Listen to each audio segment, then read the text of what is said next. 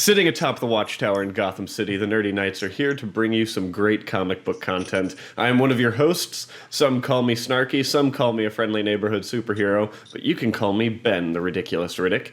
And my wonderful co-host has a gift for science and likes the color pink. From San Francisco, Honey Lemon. Anna, the not-so-ridiculous Riddick. Say hi, Anna. Hello, Anna. That's your... God damn it.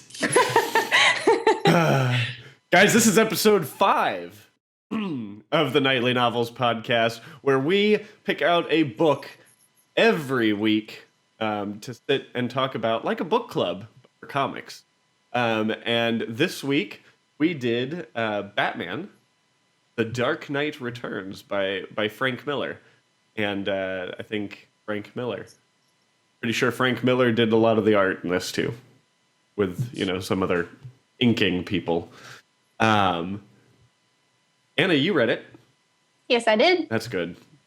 Because we found out that I might have almost read the wrong comic book in a different one. Before we start talking about the book, though, we're going to talk about our active poll list, which is going to be different than last because I said so. So, Anna, last week you mentioned reading Batman and Robin Eternal. Yeah. What other things have you... The Bombshell comics. The Bombshell comic. Yes. Which I think are really interesting. It's a very feminist, where all of the superheroes pick up in World War II. And cool. They're their own private entity that's trying to make peace with the world. But it's only females. No men. It's better than Wonder Woman. Okay, well, we're not talking about Wonder Woman today, Anna. But it's a better adaptation. Gotcha. Is it superheroes that, like, mainstream superheroes, or is it just different superheroes in that era? It's mainstream. There's Batgirl, there's Supergirl, there's Stargirl, there is... Gotcha. So these are what all the Bombshell statues are made after. Yeah. Oh, that's cool. There's actually a comic book. Whoa. Who knew? Not me. And I love comics. And I personally, I've been going back and reading my favorite Spider-Man, just because I recently watched the trailer for Captain America: Civil War and got that first glimpse of Spider-Man just swinging in and web zapping the Captain America shield and stealing it. Got me all hyped up for Spider-Man again, because again, I really like Spider-Man. I'm a big fan. So I've been specifically rereading The Death of the Stacys, because I enjoy death. Why not? And I also reread Spider-Man Blue, because we talked about Daredevil Yellow last week, and that just got me in for some good old blue Spider-Man. So this week's comic, The Dark Knight Returns, is written by Frank Miller, and a lot of the art is done by Frank Miller. This is a very different Batman comic than most people are used to. It's set in a future version of Gotham City. Bruce Wayne, for some reason, has stopped being Batman, and Gotham City has not seen Batman in 10 years.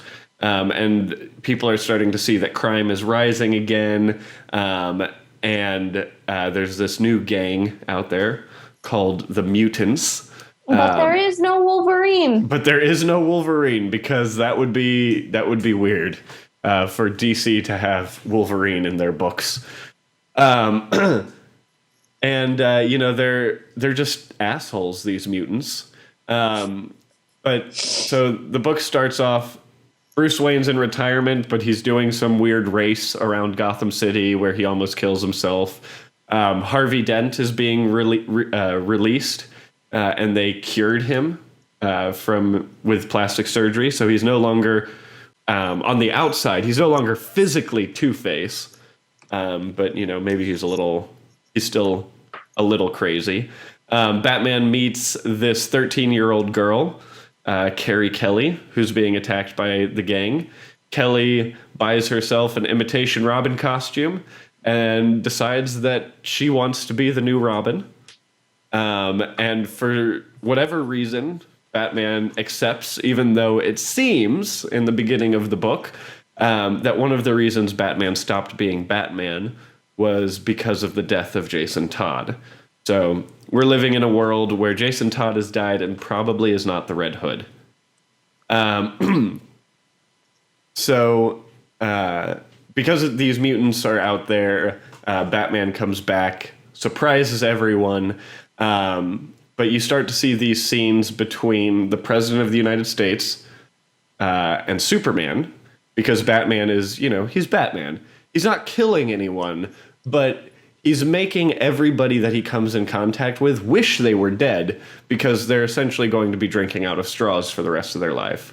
And the president discusses with Superman that he's going to need to take care of Batman and get him to stop, which I found kind of interesting, because it seems like the president in this book is using Superman as his own personal nuclear deterrent. And this is kind of this is a world where the USSR is still a big entity, because that's who Superman ends up going out and fighting during a lot of this, is some communists. After all of this happens, the return of Batman also stimulates the Joker to kind of awaken at Arkham Asylum. You start to kind of see these random images of Joker throughout the book, where you start to see that every time Batman is mentioned, that he kind of like twitches and comes a little more to life. And essentially, because the Joker comes back, he kind of manipulates his doctors to get him on TV, kills a bunch of people, and everyone actually starts to blame Batman's return for the Joker happening. And eventually Joker goes to this carnival, or this fair, and in this like last fight between Batman, Robin, and Joker, Joker almost dies, and at the very end, when Batman actually kind of stops, the Joker commits suicide by breaking his neck, by breaking his own neck, which got to give props to someone who can break their own neck, because I don't feel like the way that he did it was something that I could do. Well, Batman broke some of it on his own. I guess, yeah. So essentially, this is the classic woman's trying to open the mayonnaise jar scenario, where Batman tried to open the jar, but really all he did was loosen it, and the Joker just took it and popped it right off. So yeah, that makes sense. And then, of course, in this confrontation, the Gotham police is trying to capture Batman and sees that Batman supposedly killed the Joker. And this is where like a citywide manhunt for Batman begins. And then it kind of flashes back to Superman doing, stopping Soviet nuclear warheads from going off in the United States. Until Superman kind of comes back to Gotham, meets Bruce Wayne, and says, "Look, we're gonna have to deal with this.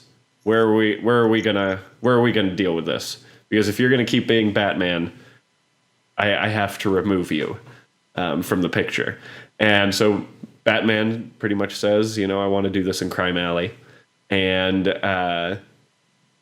this is kind of where you start to learn what happened to the rest of the Justice League, because you see Oliver Queen come back, wanting to kind of be there for Batman in this final confrontation with Superman. Batman, knowing that he might die, kind of goes all out. He's got this big-ass tank Batmobile. He's in Crime Alley. He's wearing the big, like, Batman exosuit, essentially if Batman were Iron Man. suit, kind of like the one that you see in the trailers for Batman vs Superman, and they go at it. That one's cooler though. What one's cooler? In the movie. Or at least in the trailer, it looks cooler. Yeah, for now, who knows? During this fight, it looks like Superman's kind of about to win. He's broken the exosuit that Batman's wearing. He's ripped off the mask, exposing that Batman is Bruce Wayne. And then at the last second, Oliver Queen shoots a kryptonite-tipped arrow at Superman that greatly weakens him, and Superman is pretty much near death, and Batman is just standing there doing this monologue of, I just want you to know that it took me years to make this, and a lot of money, and I still have a lot of time and a lot of money, and I could have made this a deadly dose of kryptonite for you, but I did not. So I need you to remember this. And then supposedly Bruce Wayne has a heart attack and he dies. But he dies, and Alfred kind of blows up the Batcave, Wayne Manor, all of it. And then at the funeral, everyone's there. Clark Kent, Carrie Kelly, Gordon, Alfred, all of these people are there, and as everyone leaves, you see Superman stop, and you see that Batman's heart is still beating, and Clark Kent kind of looks at Robin and winks, and then after that you kind of learn that Wayne had a drug that kind of made him seem dead. Essentially, he Romeo and Julieted it. So this was a by far longer book than last week's Daredevil Yellow. So that's the summary. So Anna, let's talk about the story. What did you think about the story? I hated it. Really? So, I did. Have you ever read Batman and the Boy Wonder? No, I have not. Okay. Well, it's very similar to that, where they totally changed the character, in my opinion, of Batman into being some huge jackass, essentially, in my opinion. Batman is a huge jackass. Not that much. And quite frankly, they changed his whole persona of the... I don't know how to describe it. There's this one point in the story where he's like given the option when you first see him come back as Batman on disarming the criminal or severely injuring him or killing him. And he chooses severely injuring him, which in my opinion isn't exactly what you see in most of the comics. And I don't know. I really don't like it. I didn't like it. But here's the thing. If you look at Frank Miller's history, like what he writes 300, he writes Sin City. He writes pretty gruesome stuff. And I think he just took a gritty approach to Batman. And I think, I honestly believe that a lot of the inspiration for Christopher Nolan's Batman came from Frank Miller's Batman. That's my personal belief. And I'll tell you what, one of the things that I've been really excited about with Batman vs. Superman is when they announced Ben Affleck as Batman, and then started showing pictures of how he was like an older kind of guy, all I could think of is, oh my God, Batman vs. Superman is just going to kind of be The Dark Knight Returns in this new telling of Batman. So I guess in that sense, would you be upset if the Ben Affleck Batman was like this Batman? I don't know. And the main reason being is I think a lot of the things that bothered me about this Batman was the lack of relationships. Nightwing's my favorite. So like with there not being any relationship, even with the fact like they don't have him even acknowledging or like saying they mentioned Dick Grayson, and they mention how he hasn't talked to him in 7 years. So all those relationships that I really enjoy in the other comics with Batman and Nightwing and Batman, Robin Eternal are the relationships that are built between those characters. And in this series, it kind of disconnects those into being non-existent and never existent. Yeah, but I mean, we see that with Bruce Wayne all the time. He pushes these people away, and I think once he got rid of the Batman persona for so long, that is the reason why he lost these friends. And I think that's a big reason to why they weren't mentioned, is because Batman or Bruce Wayne isolated himself after he stopped being Batman. I mean, the only person he talks to is Commissioner Gordon. And Alfred. Well, yes, and Alfred. Of course he talks to Alfred. But I feel like because of this, he kind of pushed those people away. Like, what gave his life purpose after his parents were murdered was being Batman. And now that he can't even be Batman, I think it makes sense that he would push so many people away. But you do see him start to bring those relationships back. I mean, in an unbelievable speed, because he accepts Carrie as the new Robin at an unrealistic exception speed in comparison to when he takes in Tim Drake. Yeah. And I like Tim Drake. And you didn't like Carrie Kelly? I can't really say I didn't like her, because I liked what she brought out in Batman after she became the Robin. Mm-hmm. Okay. I mean, but I would not be upset if she had never become a Robin. Gotcha. Personally. So, one of my theories is that whoever the Robin is in Batman vs. Superman, it's going to be a Carrie Kelly. Because we already know that this is a world where Jason Todd's dead. Joker's already killed Jason Todd. In the movie? Yeah, in the movie coming out. Or at least that's what I assume watching the trailers, because you see a Robin costume with spray painted ha ha ha ha ha ha ha ha jokes on you in the trailers. So I mean, I imagine that Jason Todd is dead in this. So I mean, I really believe that this is the Batman we're going to be seeing in the movie. I mean, they take the costume from The Dark Knight Returns and use it in Batman vs. Superman. I mean, it's the same logo. It's the same kind of bat symbol. It's the same kind of color scheme. And then there's the exosuit, which I've only seen in the comics twice. And one of them is in the New 52 and the other is in this. Well, there's the robot suit that Commissioner Gordon wears. Oh, yeah. The Batwing suit? Yeah. Yeah, no, that doesn't count. That totally counts, because he's Batman for a period of time. Okay, fine. So as far as Batman stories go, is this one that you wouldn't particularly recommend for people to read? No. Would you especially if they want to continue reading Batman, because this is essentially a completely different universe. Yeah, but I mean, the thing that you have to think of with Batman is there's a lot of Batman out there. Like one of the big questions that people ask me all the time is, Ben, I want to read Batman, but I really don't know where to start. So this is not one of those books that you do not start here. I would not start here. Okay. I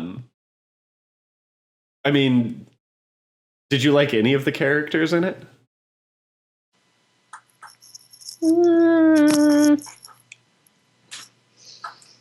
No. Okay. Not at all. Well, I personally thought I like this storyline in the sense that I think it's really interesting that they've kind of done away with all of the superheroes except for Superman.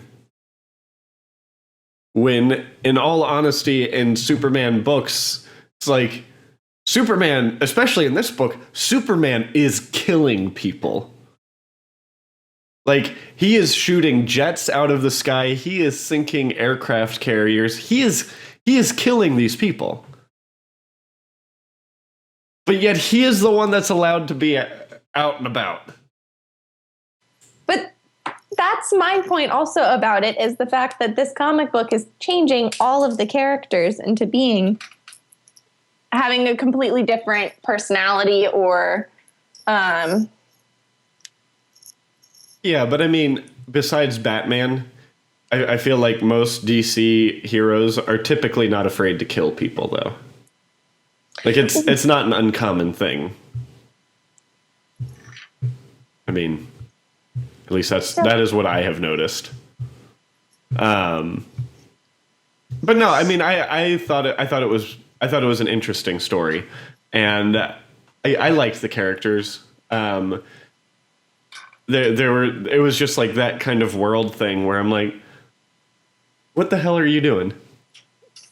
The one question I had during that entire book is, why was Barbara Gordon not ever mentioned? Like, they mention Commissioner Gordon, they mention his wife. Yeah. But not once do I get a mention of Oracle.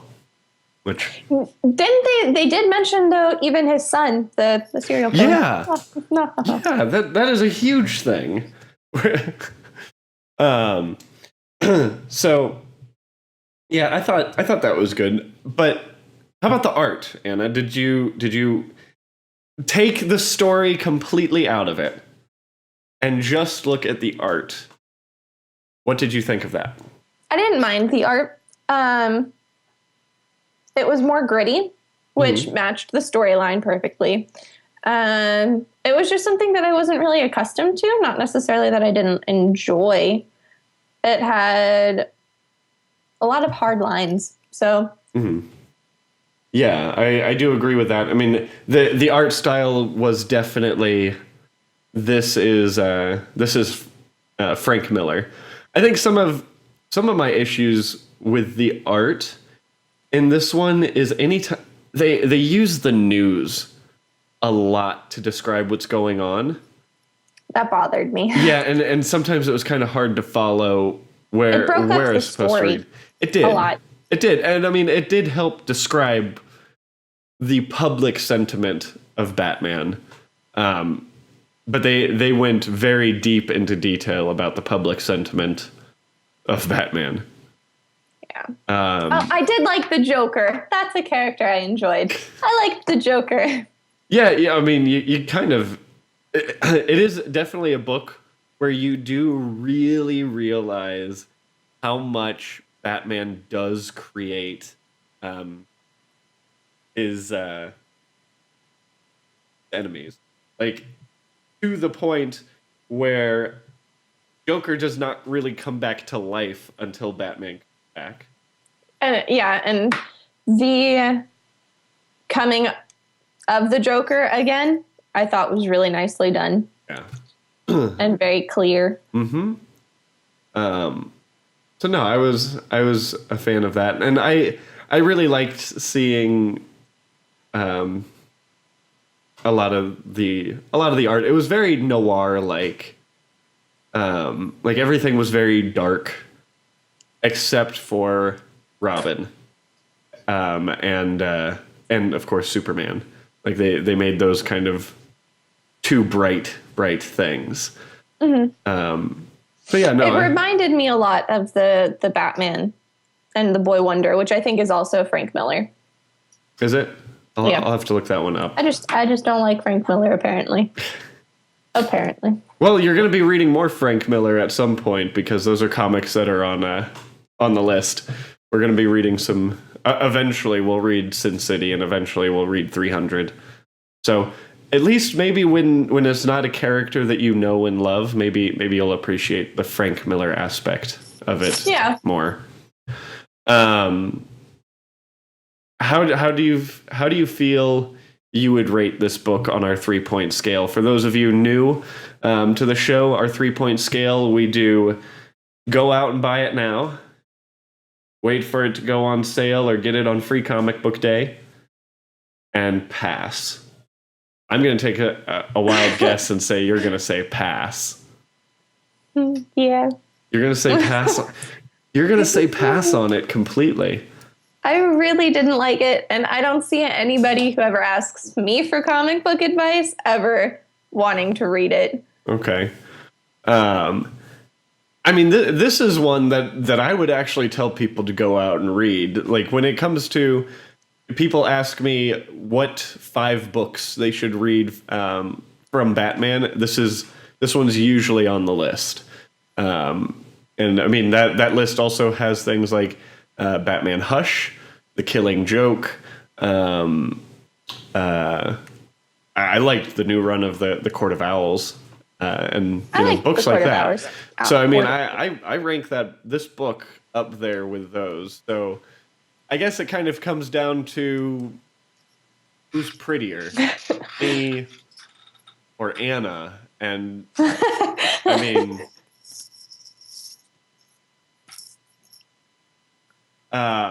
So yeah, okay. I think that's all I have to. Oh, real quick, Anna. What was your favorite panel? I liked when Batman presumably dies. I liked the heartbeat. Okay. Not because he died. Your face made it look like, no, I didn't like it because he died. I liked it because of the character reactions, and I really enjoy every time they include that heartbeat panel. Gotcha. For me, I think it's a visual onomatopoeia. I think my favorite scenes are when Batman first comes back. So it's like you see all of these crimes being committed, and you really just see like a fist or a boot or a shadow here, and then all of a sudden you see big panel Batman coming at you. That was kind of my favorite part. And yeah, anything else you want to add to that book, Anna? No. No, I'm good. Okay. Make sure to catch us next week, guys. We are going to be reading Wonder Woman Hikatea, a fun Wonder Woman book. And of course, don't forget to catch everything else Nerdy Nights related at nkrn.org. You can find me, Mike DeMarco, and Sam Chen on Nerdy Nights Radio every Monday at 7:30 Pacific time at www.nkrn.org/Twitch. We do a live show about the nerd culture of yesterday and today. Every Tuesday, Thursday, and Saturday. Jesus Christ. Tuesday, Thursday, Saturday.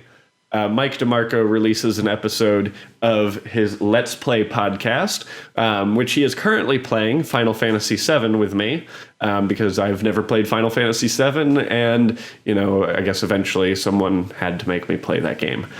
Of course, yeah, that's pretty much it. This show is live on Wednesday on our website and YouTube channel, so be sure to like, subscribe, comment, let us know what you thought about The Dark Knight Returns, and tell Anna how wrong she is, or tell me how wrong I am. Who knows? I guess there's a possibility that I could be wrong sometimes. But yeah, that's pretty much it. You guys can find me on Twitter at BRidiculous. That's BRIDDICKULOUS. Guys, until next week, Excelsior.